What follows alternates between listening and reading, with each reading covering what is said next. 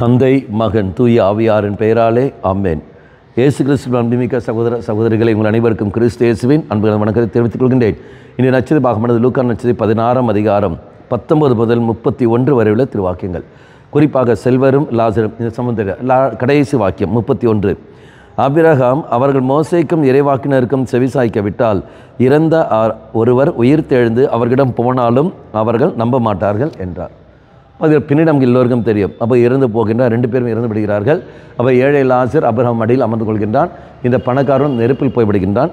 அப்பா அவன் கெஞ்சி கேட்குறது, அவனை அனுப்பு, இதோ எனக்கு விடுதலை கிடைக்கும் என்று. கிடைக்கவில்லை. வெளியே அனுப்புங்கள், அவன் என் சகோதரர்கள் இதே தவறு செய்கிறார்கள், போய் கேட்டு அவர்களாவது இந்த வராமல் இருக்கட்டும் என்று. அப்போ அவனுடைய பரிந்துரை ஜெபம் அவனும் கேட்கப்படவில்லை. காரணம் என்ன? இங்கே நம்ம இறைவாக்கினரும் மோசேக்கும் இறைவானுக்கும் செவிசாய்க்கு விட்டால், அப்படி என்றால் மோசே வழியாக தெய்வம் தந்த கட்டளை என்னது? 10 கட்டளைகள். இறைவாக்கினர் என்று சொல்லும்போது இறைவாக்குகள்.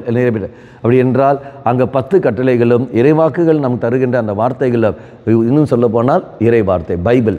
அப்போ இறை வார்த்தையை அவன் கேட்டு அதன்படி நடக்காமல் அவன் செயல்படுகிற சமயத்தில் இன்னொருவன் போய் சொன்னாலும் ஒருபோதும் அவன் கேட்பதில்லை. என்ன அட்வைஸ் பண்ணாலும் அவன் கேட்க போவதில்லை. ஆக வார்த்தை தான் அங்கு முக்கியமானது ஒழிய வேறு இல்லை. கவுன்சிலிங்கல்ல நமக்கு தேவை. அந்த கவுன்சிலிங் செய்பவர்கள் இறை வார்த்தையை மையப்படுத்தி தெய்வத்தை கொடுக்க வேண்டும் ஒழிய தங்களுடைய புத்தியை இருந்து கொண்டு கொடுப்பதில் அல்ல. அப்போ நீயும் நானும் மற்றவர்களுக்கு அறிவுரை கூறுகின்றோம். பெற்றோர்கள் பிள்ளைகளுக்கு, நண்பன் இன்னொரு நண்பனுக்கு அறிவுரை கூறுகிறார்கள்.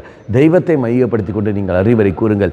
இறைவனை மையப்படுத்தி கொண்டு அந்த இறைவனை நீங்கள் கொடுங்கள். ஆட்டோமேட்டிக்காக அவனுடைய குழப்பங்கள் நீரும், அவனுடைய பயம் நீரும், அவனுக்கு வேண்டிய நன்மைகள் எல்லாம் அங்கே தெய்வம் தருவார். கண்களை மூடிக்கொள்ளுங்கள். நல்லவனாய் தெய்வமே, இறைவாக்குகளும் மோசேயின் வழியாக நீ கொடுத்த அந்த கட்டளைகளும் இது நாங்கள் கடைபிடிக்கிற சமயத்தில் இது நாங்கள் மீட்பு பெறுவோம் என்று சொல்லியிருக்கிறேன். இதையே நாங்கள் கடைபிடிக்கவில்லை என்றால் நிச்சயமாக மீட்பில்லை என்பதை நீ வெளிப்படுத்திருக்கிறேன்.